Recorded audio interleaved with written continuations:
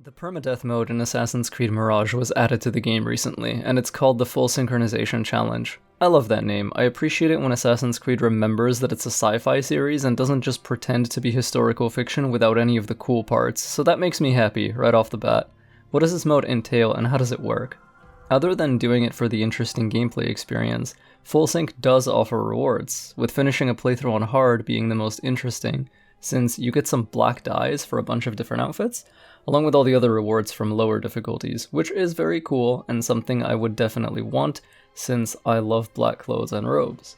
You can start a Full Sync playthrough from either a New Game or a New Game Plus, and once you do, that save file is stuck on that mode. Cross-progression and cross-save between all the systems you might be playing Mirage on are disabled for a Full Sync playthrough, which makes sense as a way to try to reduce cheating and maintain the spirit of the challenge. The game claims that your save will be deleted if you desync for any reason, and that's kind of true, but not exactly. I'll talk about that in a minute. So that's the basic idea. You can save your game and quit whenever you want, but if you do desynchronize, you won't just reset from your previous checkpoint, you'll reset from the beginning of the game. Mirage has 2 spots in its first hour or so that both count as the beginning of the game. Once you make it to Baghdad, if you do end up desyncing, it'll just put you back in the outskirts of the city, just before you investigated your first bureau, but if by some miracle you manage to die before reaching the city, then you'll restart watching the opening cinematic, which is William Miles' unskippable monologue. I tested this for you all by drowning. For science. Also, killing a single civilian won't be enough for the Animus to slap you back to the beginning of the simulation, but if you kill enough of them one after the other fast enough, you'll desync like you normally would, and that would indeed reset you.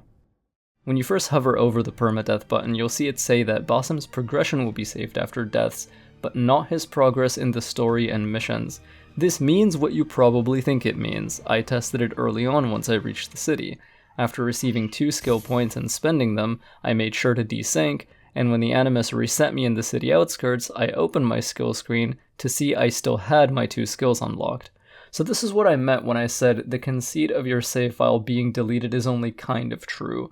Your skills are still saved, and I'm confident your tool upgrades and unlocks would probably follow the same rules once you start getting some.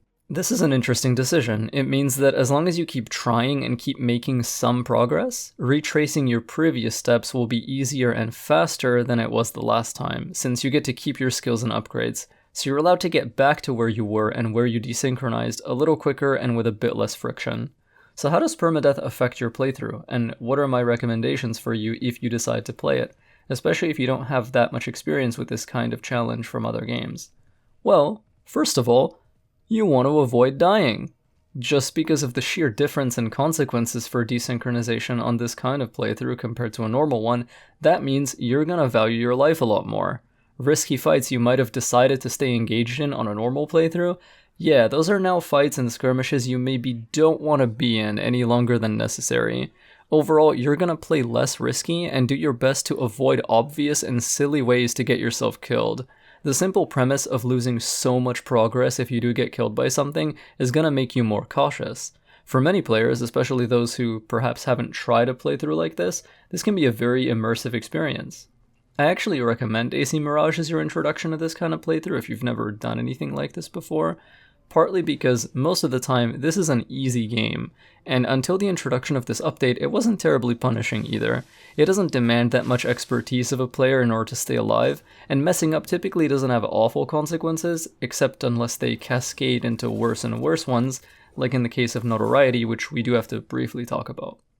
So managing notoriety is going to become more important on a full sync playthrough, because anything that reduces your overall safety in the city is something you want to avoid.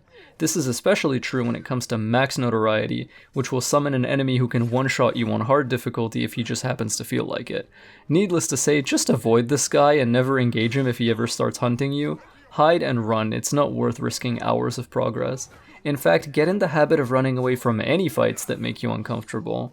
Mirage gives you a lot of ways to regain safety and regain control over a situation, so because you want to make sure your health never hits 0, that's going to be a big part of your reaction to being surprised by enemies, at least until you unlock Smoke Bomb.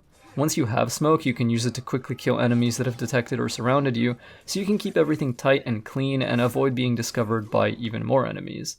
Before you get smoked, consider throwing your knives at the enemy's legs to get a knockdown and instant kill. The faster you disable and remove threats, the less you give the system a chance to surround you with other threats. And when one is gone, it frees your mind to think about how you want to escape or eliminate whatever else is around you. This all also means, if you haven't been using your tools very much so far, now is the time to get in the habit of leaning on them. Permadeath is going to ask you a question sometimes. That question is going to be some variation of, is it more important to hold on to 4 smokes, or is it more important to not lose 6 hours of playtime? Burning a few tools is much more efficient than having to redo several main targets if you find yourself in a bad situation. When it comes to running and hiding, use water. Basim can breathe underwater for a pretty long time, easily long enough to lose guards who are looking for him, especially if you reposition and swim to a different location while they can't see you. Even when your breath gauge reaches 0, you will not desync immediately. Rather, your health will start slowly dropping, but there should almost never be a situation where you actually need to stay underwater for that long. I'm just saying it here so you don't get scared of using water to stay unseen, since it's very strong. Permadeath can be a very interesting challenge. As mentioned, if you're a player who really values getting into the atmosphere and vibes of a game or character, it can also up your immersion quite a bit, and increase the value of less used gameplay decisions like disengaging from a fight, running away, or hiding and biding time. When the value of staying alive is so much higher, when dying isn't a minor inconvenience you can just ignore and be back to where you were in a minute, it's less boring to take your time, to exercise patience, to wait for opportunities. I think this is especially true in a stealth game, and I think a stealth game is a comfortable introduction to it, because in this genre, whether you're in danger or not is actually your decision a lot of the time. If you've never tried similar kinds of hardcore or Iron Man challenges before, this is a pretty good game to give it a shot with, and I hope you do. I think it's also cool that Yobi Boldo gives players unlocks for finishing it, since these kinds of material rewards can be just enough incentive for some types of players to be willing to try it out, and it goes some way to further formalizing a challenge run like this. I think that is in itself significant too. Special runs like Permadeath, or if you want to be even more hardcore, No Damage, like Hayete's walkthrough commentary of Mirage, which I highly recommend, these are things that players do as self-imposed challenges. Developers adding in parameters like these that are systemized and formalized as actual game modes, tracking and recognizing your efforts, I think it's a great way to get players thinking about engaging with games this way when, maybe they otherwise wouldn't have.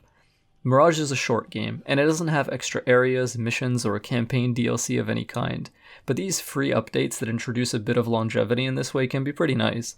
They expose players to these kinds of ideas. Even if they don't include it as a formalized, structured experience, if you try out the full sync challenge in Mirage, realize you had a good time, and then go check out other games you love to play, you can play Permadeath in a lot of those other games.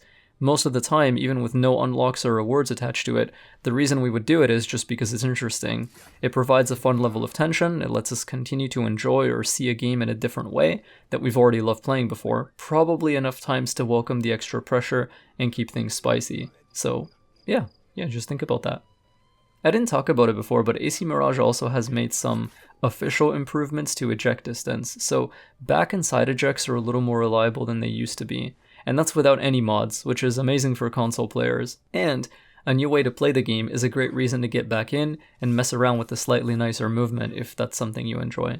Of course, if you are on PC, you can feel free to join Sneaky Server and ask around about the state of modding in Assassin's Creed. Some really crazy stuff has been happening recently at an incredible pace, to the point where I don't even know where to begin talking about it, but it has kind of been blowing my mind. And these aren't just cool little visual mods, they're mechanical overhauls, and some mods even pull features from one game into another that didn't have them before, like AC1 vaulting and I think even parkour down being put into AC2, which is just ridiculously sick. That's it for me this time. Comment below if you're playing Permadeath and let me know about your close calls, painful failures, or lucky escapes. Thanks for listening. May fog shroud you, may stars light your way, and may the night keep you safe.